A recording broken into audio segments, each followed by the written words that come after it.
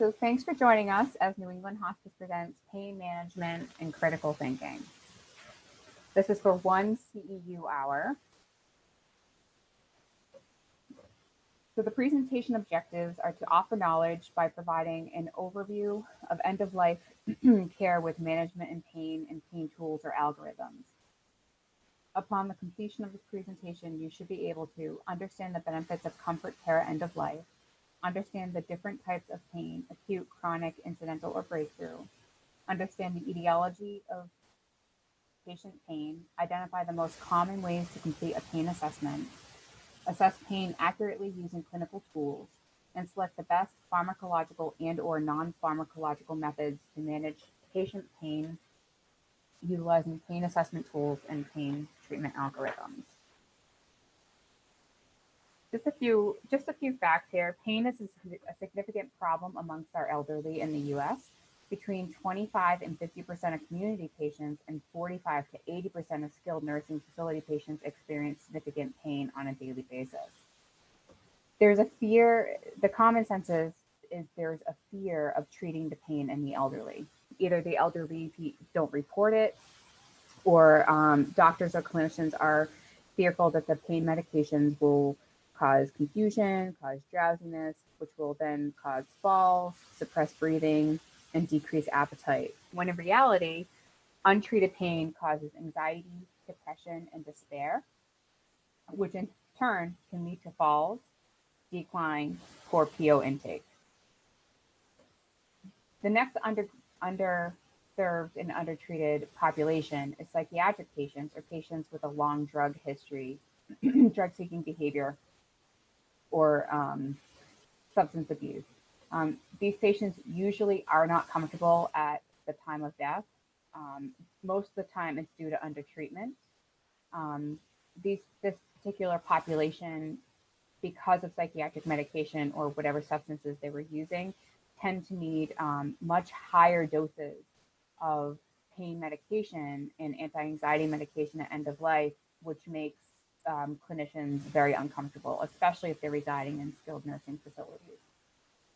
And the next and kind of unsettling population is multiple research studies show racial bias is common when treating persons of color for pain, and clinicians are less likely to treat pain in persons of color across all spectrums of the medical field, including primary care doctors, surgeons, and acute ER medicine. The International Association for the Study of Pain defines pain as an unpleasant sensory and emotional experience associated with the actual or potential tissue damage. Most importantly, pain is subjective. That is, pain is what and or how the identified person perceives it to be. So in hospice, pain is whatever the patient says it is. So does that mean we're going to treat those patients that are reporting a 10 out of 10 pain, but are sitting there talking on their phone, scrolling through their cell phone, their PO intake is fine? No, we're going to use our clinical tools to try to determine what their actual level of pain is. It's not saying that they're not having pain, or maybe it is 10 out of 10 pain and they just have really good coping mechanisms. Chances are they are having pain, but it's at a lesser degree.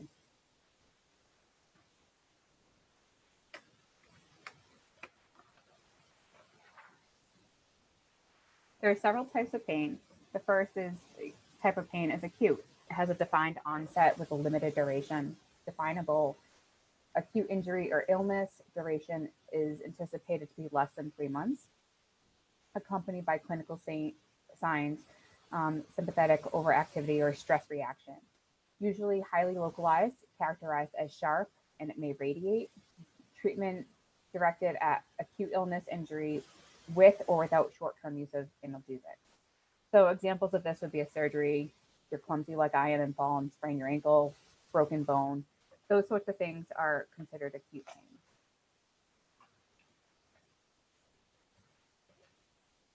The next type of common pain is chronic or persistent. It's gradual or ill-defined in onset. Duration is greater than 3 months. Secondary to chronic pathological condition or process. May become progressively worse over time. Poor localized, diffuse, or difficult to pinpoint.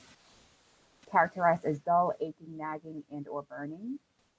Treatment is directed at underlying disease condition whenever possible, although the underlying condition might not always be recognizable. Regular scheduled use of analgesics to relieve pain and prevent pain, um, and break the pain cycle. So examples of the persistent pain would be fibromyalgia, arthritis, lupus, neuropathy, that broken leg that I may have had that was acute, I shattered, needed surgery, there's pins, that could then turn into like a chronic pain situation. Incidental is the next type of pain. It occurs at specific instances with positioning, such as with positioning or certain movements, best managed with local measures or acute therapy if possible. Modification of patient activity may be necessary to obtain relief. So these are things that we may try first, before starting an analgesic.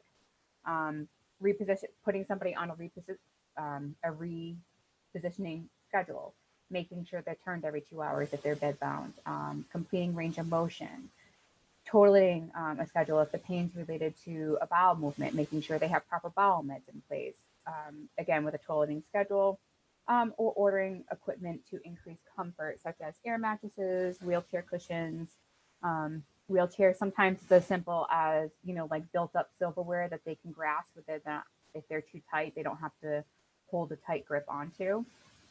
And this too, a lot of people think that OT and PT do not belong in hospice. That's absolutely not true. There are special circumstances where an occupational therapy or physical therapy consult may be needed. Is the wheelchair too small for them? Is it now too big for them since they lost weight? There's multiple things that OT and PT can do to help with pain in hospice patients. Of course, breakthrough pain. Breakthrough pain is an exacerbation of otherwise controlled pain.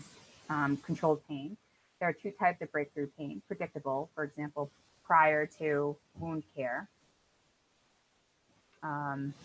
This is obviously easier to treat. If we know somebody has pain with wound care, we can say, okay, please pre-medicate with, morphine 30 minutes prior to pain care, prior to wound care, or, prior to personal care. It's predictable. We can treat it because we know what's going to occur, so we can avoid treating that. Or we can change somebody's scheduled medications around their personal care schedule so that they're not getting extra narcotics as well. And then what's a little more difficult is the unpredictable breakthrough pain. There's no pattern or foreseen reason for the pain. This is where we really want to use our tools, really try to gather as much information about the breakthrough pain as we can. If the patient's not on a scheduled opioid, say they get, scheduled Tylenol 3 times a day for arthritis, but they've lost, 50 pounds and now they're a bit contracted, it would probably be time to either start a stronger pain medication, or if they're already on a pain medication, we want to look and start looking at things like the frequency, the dose, and kind of playing around with that. Maybe we need to, change the medication altogether.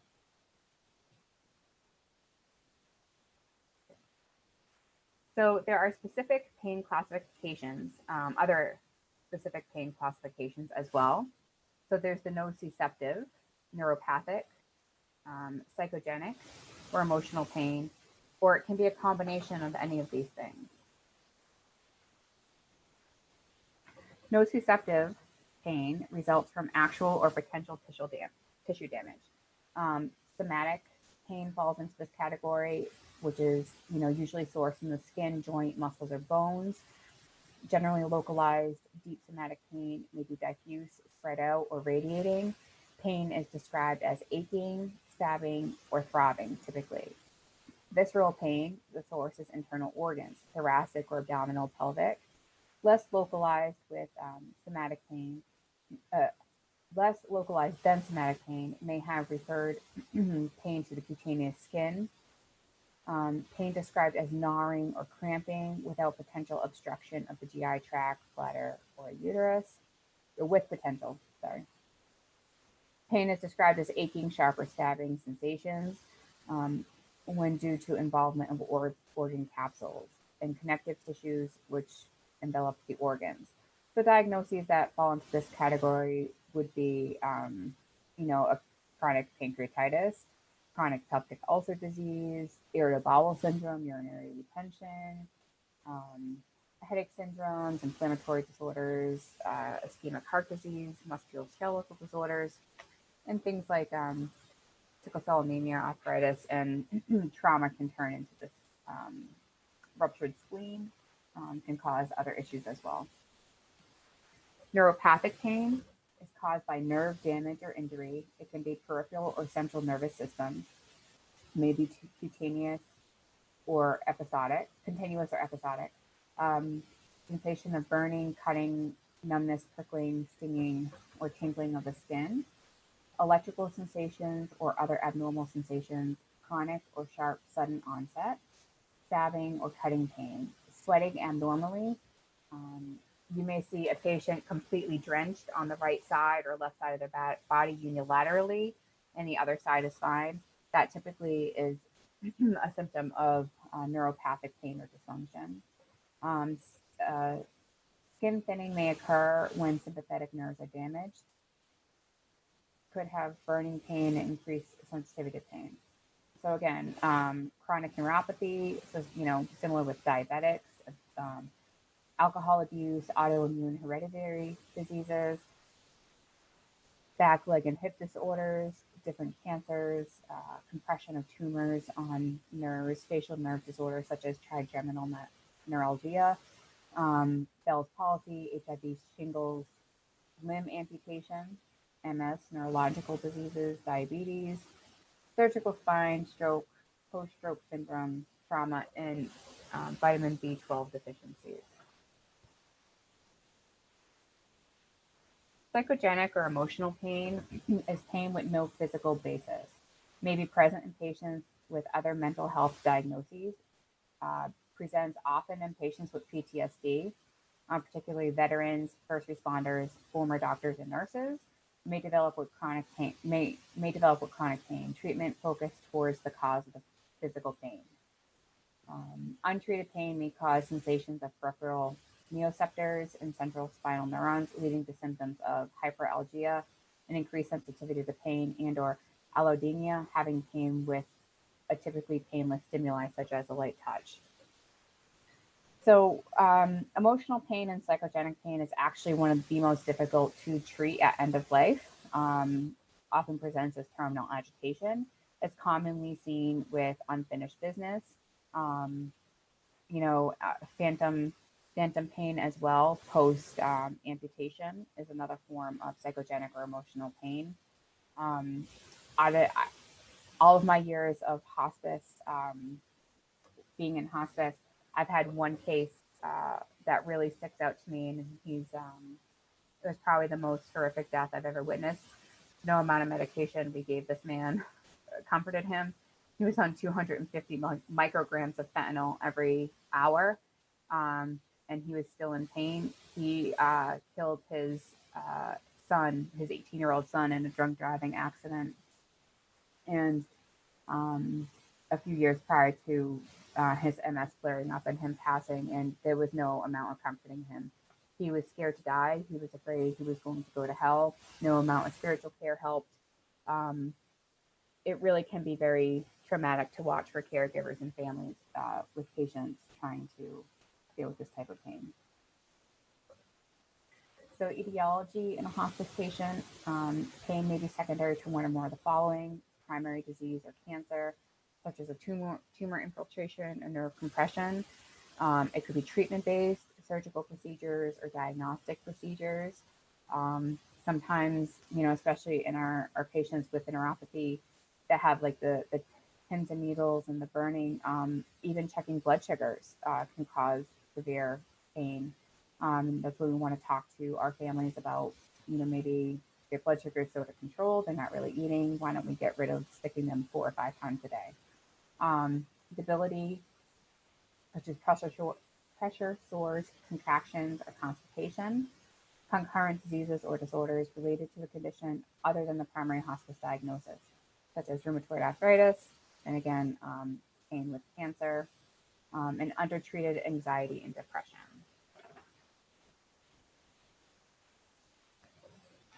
Personal triggers or contributing factors that influence pain, fatigue or insomnia, persistent coughing and vomiting, uncontrolled pain, either in the past or present or recent past, or just even anticipatory pain. Psychosocial factors, family issues, unresolved conflicts, unsafe environments, stress level, depression or anxiety, fear and or feeling unsafe or uncared for. So this is a trigger I've noticed a lot is when you have these patients that transfer from home into a skilled nursing facility. They tend to come in, if they come in and they're already hospice appropriate, sometimes pain can be difficult to regulate in the beginning as well. So I know there's a lot of information here. Probably won't read the whole thing, but essentially pain is the fifth vital sign. Pain should be assessed at on each shift if you're in a skilled facility. If you're visiting nurse, it should be assessed with each visit. With follow-up if there is active pain present. So then the clinician performs a comprehensive pain assessment with detail as available regarding to the pain history, including, okay, I missed a couple of things on this slide that I'll have to fix, I apologize, including gathering as much information as possible about the pain history. So if the patient's able to describe the pain in their own words, ask them to be specific. If they can't describe it, can the caregiver or family, note pain symptoms such as, I noticed that whenever I walk Dad to the bathroom, he's trying to slap my hands away. Or, we tried repositioning Mom and, she moans and cries. So you want to ask questions like that. You want to try to measure the intensity and validation of the pain scale. So pain scales are your best friend. So I'm going to provide some to you in a few minutes, but 1 to 10, asking the pain on a scale from 1 to 10, what is your pain? Make sure that they're using descriptive words. Another great tool is the picture of the faces. This works great for people who are maybe have different literacy levels and aren't great with numbers or specific words. They very clearly, and even with children, they can very clearly see what's going on in the pictures. One of my favorites is the pain ad scale, which is typically used for dementia patients. But that example at the beginning, that I gave of somebody who has a history of drug seeking or a psychiatric condition who may be fearful to even report pain, they might be a little bit paranoid. You can gather a lot of information using the pain ad scale on a psychiatric patient or a patient like that, using the descriptive, because you're really looking for the nonverbal signs of pain. Again, what is the quality? Dull, sharp, aching, shooting, burning, stabbing, timing of the pain. Is there a specific onset, a duration, frequency? Is it at a certain location or is it just kind of everywhere or generalized? Are there any precipitating factors or exacerbating features? A CHF patient goes up the stairs and, they have chest pain by the time they get to stair 5. Well, we know they're probably having some cardiac pain there. Maybe they need to take a nitro before they, do any excessive strenuous activities. Are there any alleviating factors, whether that be medication or non-pharmacological, such as, moving around, drinking a nice cup of tea, listening to music? And we need to look at their comorbidities and other disease diagnoses. Is this a sign of infection? If these symptoms are sudden, they're not somebody who typically has pain, and now all of a sudden they have pain. Has there been trauma? This is important, not only for patients that are in the community, but also in nursing home patients. Jess Peterson and I had a patient probably like last February, who had a spontaneous fracture of his leg. His leg was contracted, and the way he sat in his wheelchair caused a fracture that went unnoticed, even by us for a couple of days. He did kind of complain of intermittent pain in the leg, but nothing severe until suddenly it became severe. So the assumption is he tried to self-transfer into his chair, from what they could find with the investigation, which just caused maybe what was a small fracture to turn into a full break.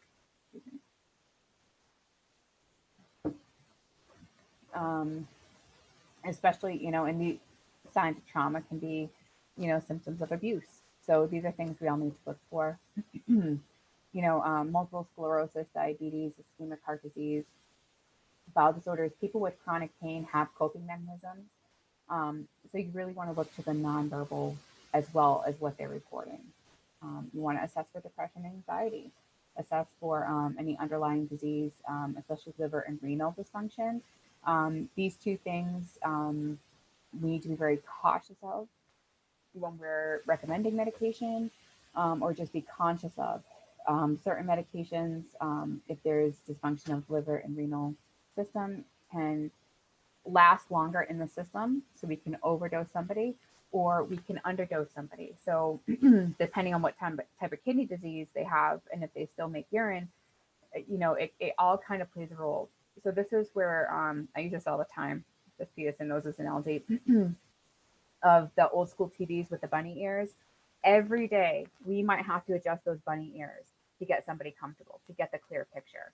Sometimes patients need multiple medication doses changes, within a week or two until we finally get them comfortable. And that's okay. Usually if a pain plan is going to work, within 24 to 48 hours. You want to assess, does it cause insomnia? You want to assess their sleep disturbances. What's their appetite like? Is the pain affecting that? And again, you also want to look to the physical, social, psychosocial, cultural, spiritual, anything else that could, kind of influence that pain or trigger that pain for the patient. So we're going to get into some tools now. The first, this is a very simple tool. Rate your pain, no pain, mild pain. This scale is used a lot. It's just simply that. But some patients aren't able to do this type of pain scale, especially our dementia patients. They can't form words. We've had patients who have said, no, I'm not in pain, but on a pain ad scale, they're 8 out of 10. They're confusing no with yes. So it's about knowing your patients, building that relationship, and, picking up on the subtle signs. And when I get pushback from nursing homes about pain, sometimes they take offense, like, are you telling me I'm not doing my job? No, but then I like to use this analogy. You're at home, you get a haircut, you change your hair, nobody in your house notices. You go to the grocery store, you run into a friend, they're like, oh, you got your haircut, it looks great. We see our patients a little bit less frequently than the nurses in the nursing home. We can pick up on those minor changes that the nurses in the nursing home might not be able to see, just because they're seeing that patient more frequently. So, it's really about validating, the staff's feelings as well, and saying, no, that's not what I'm saying at all. This is what I'm seeing, and this is why I think I'm seeing it. You're doing a great job. But I think we just need to make some changes to get the patient comfortable. And sometimes that does the trick. It just comes off their defensive as if we're telling them they're not doing their job. The next scale, again, here's the pain ad scale. I had just include like a full copy of it so you can see the definitions as well. It's pretty concrete. You go across the chart, you add up the numbers, it gives you the range, and it will kind of help direct you accordingly. And again, these are things that you can assess on, your psychiatric patient, your maybe a little bit of drug seeking patients. I hate that term, but we've all had them, right? With the drug seeking patients. So that kind of helps really kind of put it into perspective of where they really are with pain. Again, the Wong-Baker phases, this is on the back door of every doctor's office, hospital room. It's kind of used universally. Again, even like little kids can look at this and say kind of where they fall, and helps direct you. Again, your simple 1 through 10 score with 0 being no pain, 10 being the worst. Not a good soul. This is probably my favorite pain scale. And not just because, we have difficult jobs and we need to add a little humor, but I've actually gotten to use this scale with some of my tough guy patients, our big army state police guys who feel that pain is weakness. And it's about using humor to get to the bottom, and get some honesty, about where your patient's pain is. So, I've had a couple of patients where I say, okay, in all fairness, but on a scale from you have a little itch to, oh my God, I'm being attacked by bees, to holy crap, there's a bear. Where's your pain level? And usually they'll kind of laugh and say, well, I'm about, I see the bees and getting anxious. And you can say, okay, but in all fairness, I don't want you to feel that. So let's try to treat it. And if you don't like how you feel, then we'll either change what we're doing or we'll stop the medication, but let's try to treat that pain. And I've actually had some pretty good luck with the silly little pain scale that clearly somebody thought were probably as a joke or a bit inappropriate, but it does have a place in our world. All right. So pain management and non-pharmacological therapies. So we want to try to position patients. Do they need, again, specialty mattresses? Specialty cushions? Do they need other pressure relieving devices such as bunny boots for their heels if they're in bed? Do they need a specialty wheelchair like a Broder or a Tilton Space? Sometimes cool compresses for some burning pain, muscle spasms. But you need to, again, know your patient. You need to use caution when using these things. Our, little elderly lady who, has very thin skin and diabetic neuropathy, we might not want to use a cool compress on because it could, increase it can increase pain. We know that when we're cold, anyone poor circulation, when they're cold increases pain. Same thing with arthritis. We might not want to use a cool compress on arthritis. Warm compresses, the same thing. They do have a place for some patients, but you want to be very cautious in using them, especially if somebody's had radiation therapy. You never want to use a warm compress over it. You never, ever, ever want to microwave a warm compress. That can lead to burns. And you always want a barrier in between whatever you're using for the warm or cool compress and the patient's skin. Cold can burn skin just as much as hot can burn skin. And you want to use these no more than 20 minutes because then they're ineffective. And you don't want to put a compress on somebody and just walk away. You want to wait around for a few minutes, talk to them. Or if they can't talk, just kind of see what their behavior like. You can very quickly tell if it's working or if it's not. And again, set a reminder for yourself if you have to remove that compress in 20 minutes. Alternative therapies like Reiki, massage, music therapy. Again, an OT or PT consult. It could be something simple as positioning in a chair. Relaxation techniques, like visualizing a calm beach or their other favorite happy place. Aromatherapy, humor, pet therapy, all these things we're going to try first before starting pain medication. All right, so we're going to go into the pain algorithm. And again, so this is the mild pain algorithm. We're going to assess the patient. We're going to confirm that the level of pain is a 1 to 3 on whichever pain scale you use or the patient verbalizes. We're going to attempt to determine the source. Is it acute? Is it incidental, chronic? Is it visceral? Is it emotional? We want to try to get as much information about that pain as we can before we pick a therapy or a treatment. So we're going to offer the non-pharmacological interventions, again, as we just spoke, repositioning, going for a walk, short-term cool, warm compresses, those sort of things. We're going to try humor and distraction. We may be able to, if it's in a facility, we may be able to get an activities person to come sit with the person or our companion, to provide some one-on-one attention that might help soothe some of that pain. we're going to reassess if any of those non-pharmacological interventions worked. We're going to reassess each shift. If they worked, great. If not, then we're going to move on to step 5, which is the pharmacological intervention option. I apologize, this is so small. It was a lot of information that was important to be on there. So, initial pain treatment, it may require use of opioid analgesics. It may be something like scheduling Tylenol 3 times a day, or Aleve, or something along that matter. Pain is considered mild pain, 1 to 3. Palliative care patients, regardless of their history, whether they have mild to severe pain, may come in and actually need the opioids right off the bat.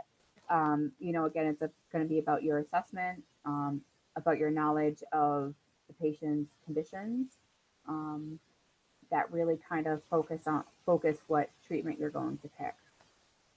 Common analgesics you'll see in this area, Tylenol, sometimes Tylenol with codeine, tramadol, I'm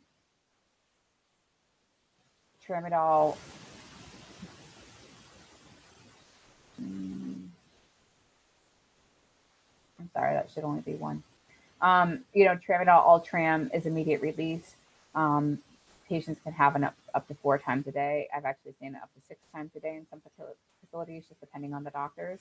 But these are things like, if it's arthritic pain, you might want to try something like Lidocaine patches. A lot with the opioid epidemic, a lot of insurance companies actually pay for the Lidocaine patches where before they did not. It also comes in a gel. Then there's other things like, BioFreeze, Icy Hot, Bengay, Salon Pause. All these things should be tried before starting, if we can. And if the patient doesn't have a history of using them unsuccessfully, before starting an opioid analgesic. So once we, pick our treatment, we're going to go ahead and look and say, reassess. Did the interventions work? Yes. Then we're going to continue to monitor and assess the pain each shift.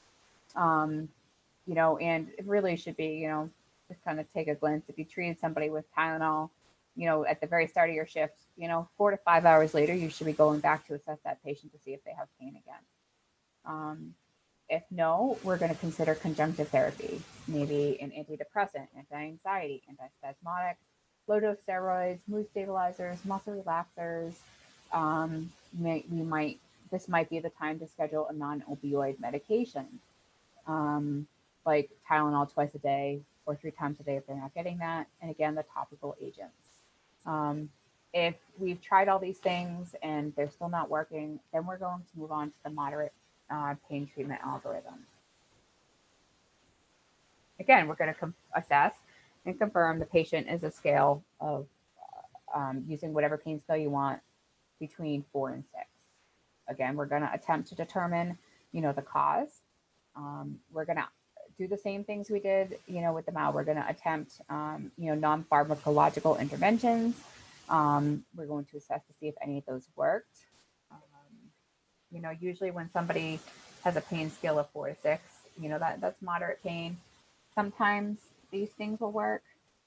It's very unlikely though, unless you're talking about like a back rub or something like that. So, we'll reassess the interventions. They did not work. We're going to move on to, our choices of analgesics if somebody is at a pain scale of 4 to 6. Drug of choice, usually, at least for me, when I'm making recommendations, is morphine. That seems to be, liquid morphine. It's very easily titrated. It's a couple drops under the tongue, so even if a patient can't swallow, it just goes into the pocket of their cheek. But again, it's about knowing your patient's diagnoses, seeing where they are in the disease process, and working with the doctor and the pharmacist to come up with the best treatment option. Methadone is very underrated. It's underutilized, but it's a wonderful pain medication for neuropathic pain. It actually is one of the things you can use to treat emotional pain as well as for bone pain. It kind of has this nice, euphoric feature to it. that really works well in hospice patients. Unfortunately, in skilled nursing facilities, the doctors actually need a special certification to be able to prescribe methadone as a pain medication. So I think that's one of the reasons why it's underutilized in the skilled nursing facilities. That and just kind of the stigma that go along with it. Then there's oxycodone, whether it's tablet or liquid, oxycodone or OxyContin, which is long acting. Fentanyl patches, I know when I first entered into hospice, fentanyl patch was like the go-to for everything. However, people kind of have started to shy away from them. Most of our patients don't really have the subcutaneous tissue to be able to absorb the medication. At end of life, it's not ideal because a lot of patients have fevers and we need to treat those fevers because the hotter we are, the faster we're going to absorb that fentanyl and we can actually overdose patients. So the patches are meant to kind of stay. I remember first using them and we used to slap a Tegaderm over them to keep them in place, because everything's accountable and we need to make sure that patch stays where it stays put. So they're not ideal, especially for nursing home patients. And if our patient doesn't have enough subcutaneous stores.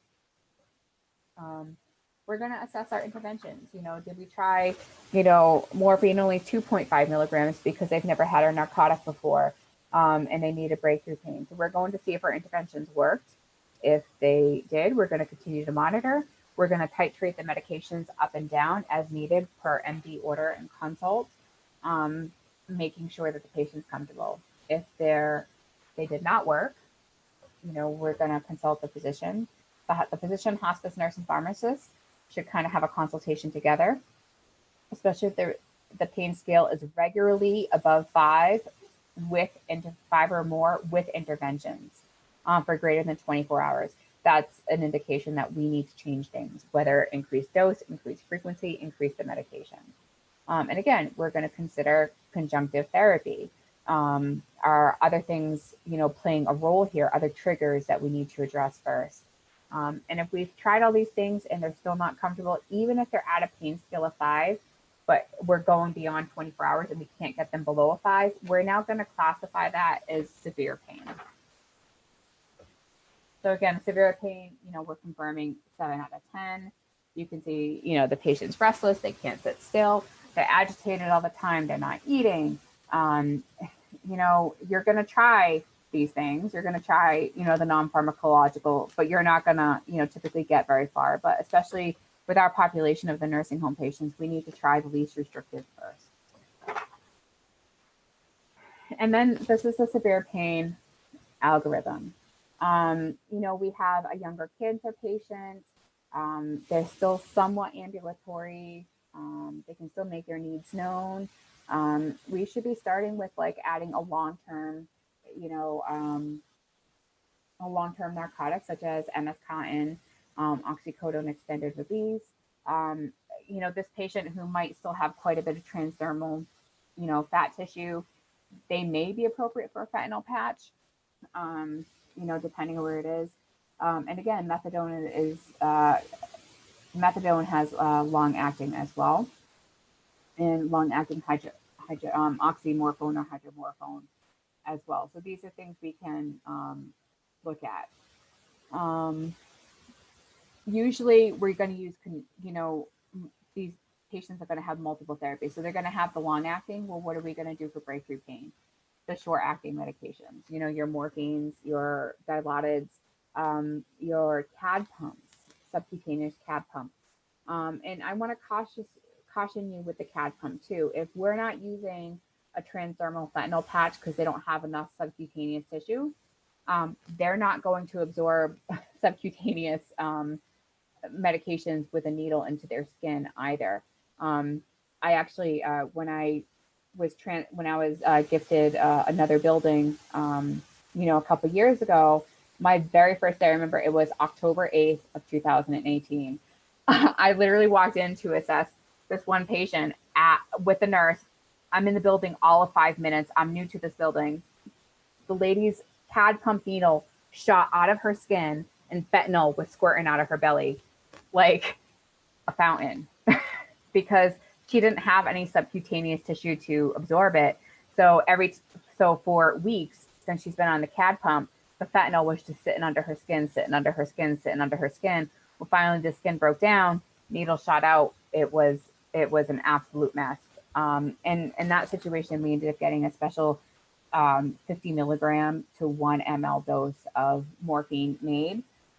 We're able to get her very comfortable in a couple of hours, and she passed a couple of days later. But that was very memorable for me. So we want to be conscious, what method we're choosing for our patients.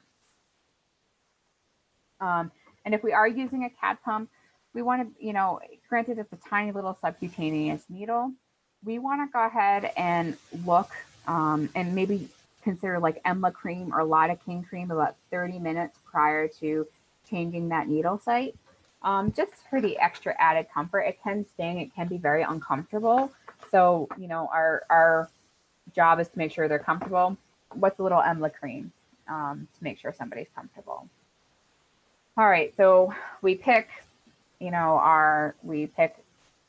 Cotton twice a day, and then we have Roxanol for breakthrough pain.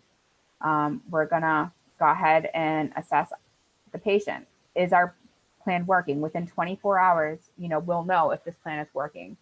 If they are needing multiple breakthrough pain medications, then we probably need to increase the MS Cotton dose. So we're gonna titrate analgesics up or down based off the pain assessment. Continue the non-opioid adjunctive therapies that may be started in the mild to moderate pain treatment. Sometimes patients still need that scheduled Tylenol or Advil for their arthritic pain, where it's can be more bone related. Sometimes the morphine doesn't take care of that, so it kind of helps with inflammation and other things. So were our interventions effective? Yes. We're going to keep assessing the patient. We're going to make sure, if the other factor too here is we want to make sure that the medications are given in a timely manner as ordered. In nursing homes, they have an hour each way. Well, if the morning nurse gave it an hour early and the afternoon nurse gives it an hour late, then the patient might not have coverage for a good 2 hours and basically be without pain medication. Morphine lasts only about 4 hours in the system. So maybe now they're going on hour 6, and that could be why they're having breakthrough pain. So we want to look and assess that. And if it's not working, then we really need to work with the physician, the hospice nurse and clinical pharmacist to really kind of come up with a pain scale, a pain plan. These patients here that tend to fall in this, that we can't get comfortable, again, have other things like emotional pain going on. Typically, bone pain is probably one of the most painful things to kind of go through as well. So there are some conjunctive therapies that you can add in to try to help treat those sort of things as well. So here we are, conjunctive therapies. So depression can be persistent with prolonged pain, whether it's physical, emotional, or anticipated pain. Treating the depression can help reduce pain symptoms, eliminate pain symptoms, or avoid pain symptoms altogether. Some antidepressants, such as Cymbalta, help with depression, but also have been proven to treat long-term neuropathic pain. Some antidepressants, such as Prozac, Zoloft, Paxil, Celexa, Lexapro, also reduce anxiety symptoms, and anxiety and depression tend to go hand in hand. We want to take special consideration in treating elderly patients for depression. You want to consult, again, the MD, the hospice nurse, pharmacist, and if available, if you're in a facility, a geriatric person as well, for the best medication to be used to reduce the risk of falls, over sedation, interruptions to somebody's eating habits. We just need to, use caution with antidepressants in the elderly. I typically see Zoloft, Lexapro, Celexa, the 3 most common ones. And again, you need to take special caution. We can't just start these medications. If somebody resides in a facility, they need special informed consent, whether the person is their own person or the healthcare proxy, guardian, or Rogers monitor, due to the sedative nature of these medications. So again, anti-anxieties. Just as depression, anti-anxiety can present with prolonged pain. Treating the depression and anxiety can help reduce pain symptoms, eliminate pain symptoms, or again, avoid pain symptoms altogether. Many patients, as they near the end of life, become confused, especially if unfamiliar environments. I've seen this a lot actually, whether they're transferred from the hospital to an assisted living or nursing facility, moved from home to an assisted living or skilled nursing facility, or simply just change unit or room number or roommate changed. Maybe the patient had a roommate, now they're in a private room. All those things that are out of routine for those patients, increase the risk of pain and anxiety. So, some examples are like Ativan and Valium, Klonopin. Sometimes you'll see somebody scheduled, sometimes you need to even use multiple medications within a certain class. So you might have somebody who takes Klonopin twice a day because it's long acting, but they might have a PRN dose for Ativan as well for breakthrough symptoms. Using medication combinations for pain and anxiety medications when somebody has dyspnea and anxiousness at end of life, oftentimes provides a synergistic effect, allowing the patient's heart and smooth muscle to relax. The most common combination we see is administering morphine and Ativan together around the clock at set intervals. And again, these medications also need special consent to use. Antispasmodic medications, our patients are starting to get contracted. It might make more sense to start like a Xanaflex or a Flexeril baclofen before even starting, a Roxanol, maybe some Tylenol with some Xanaflex will help relax, or even Ativan relax the muscles enough so that you're able to do personal care, provide range of motion without pain, and then they're not going to be, have the extra things that can come along with opioid medications. Mood stabilizers such as Tegretol, Lamictal, Depakote, these are important in treating the emotional pain factor if the patients are able to swallow. The downside to these medications is that you typically need laboratory values to, assess the blood level because they can become toxic. So, again, it's all risk versus benefit. Our schizophrenic or bipolar patient may need something like this, but this would not be a first line therapy for our little dementia patients. Again, scheduling non-opioid medications in addition to an opioid. Somebody might need that, ibuprofen 3 times a day or, Tylenol 3 times a day in conjunction to an opioid medication because they're dealing with 2 complete issues. You also want to be cautious about using things like, ibuprofen or aspirin or Aleve if patients are not eating well, because that can then cause GI distress.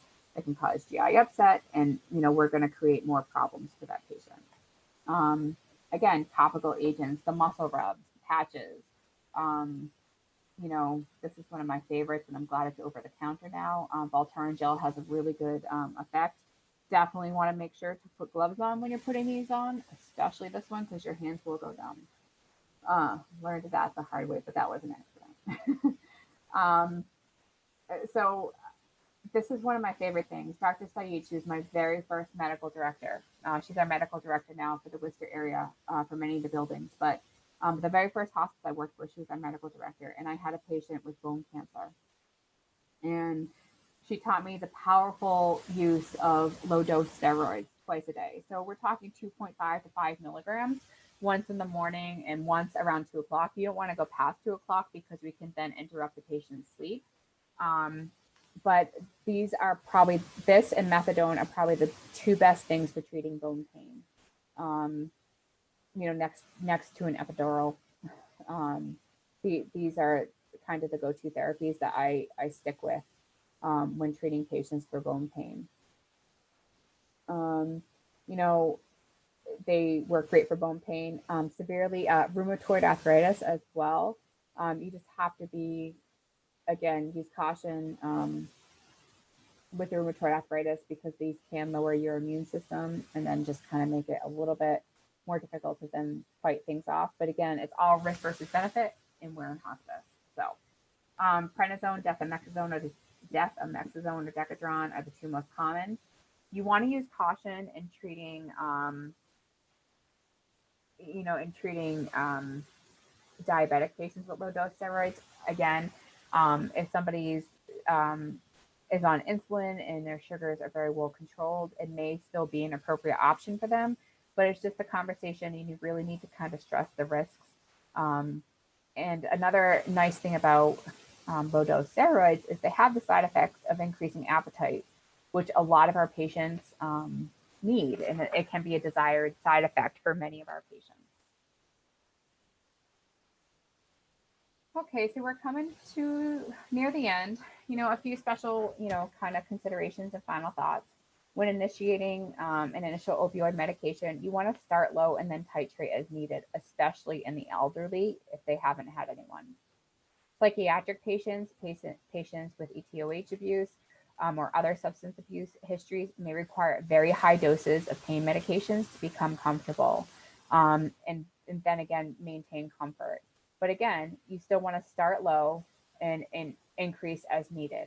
I actually had a whole unit where all my patients were substance abuse, and in my first hospice job, and I mean we're talking 40 milligrams every 2 hours of Roxanol. Somebody again that person that killed their son in the drunk driving accident, he was on the 250 I think it was micrograms of fentanyl. They just need higher doses, and you just need to be conscious of that. The other thing you want to be conscious of too, again, is the liver and the kidney disease.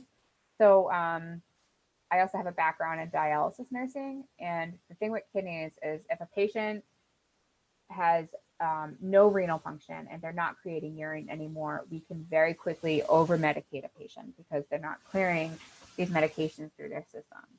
However, if a patient has kidney failure because of something called hydronephrosis, where they still make a lot of urine, they have tons of extra fluid on board, then they may need a higher dose because they're getting rid of the medication, they're processing the medication faster than somebody else with those conditions would.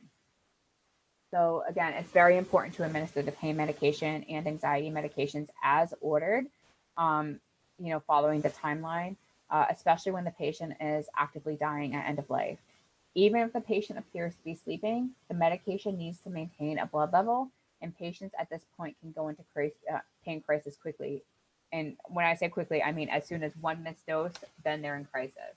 So just because somebody appears to be sleeping comfortably does not mean that they're not in pain. You want to utilize the PRN medications. That's why they're there, and when indicated by your assessment. The other factor here too is if you're not utilizing the PRN medications and they're not on a scheduled opioid or a scheduled pain medication, that would be, that's going to make it hard for us to kind of start an initial dose.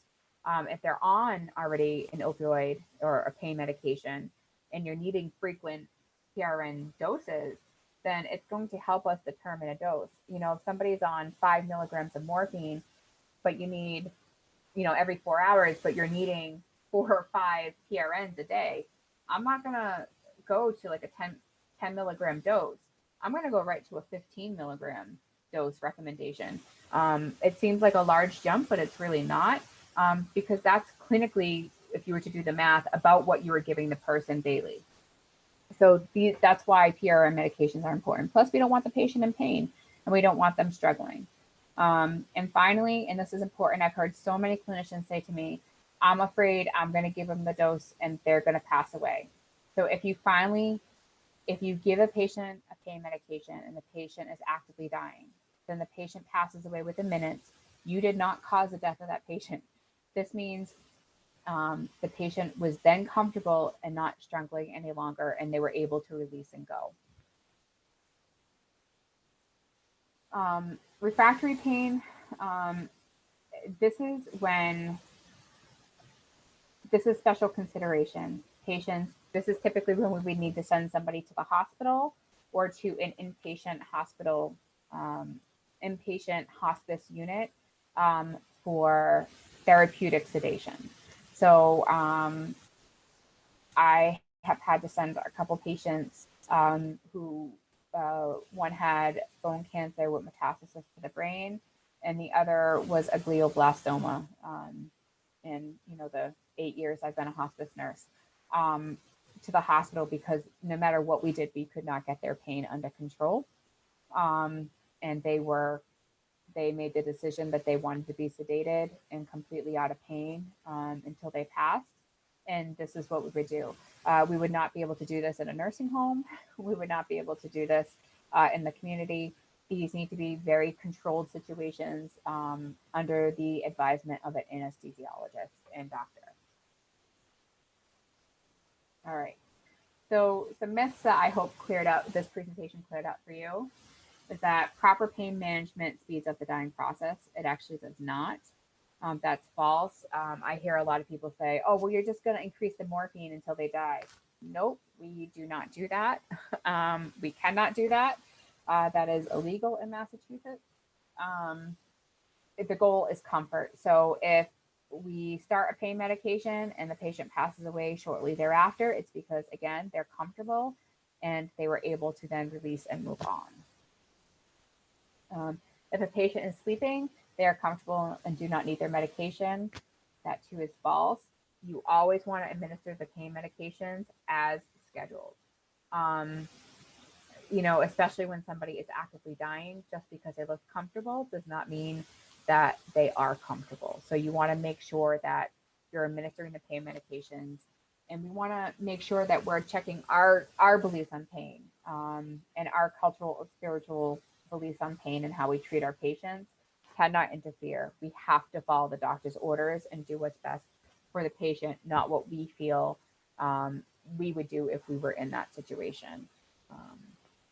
And that can be challenging as well.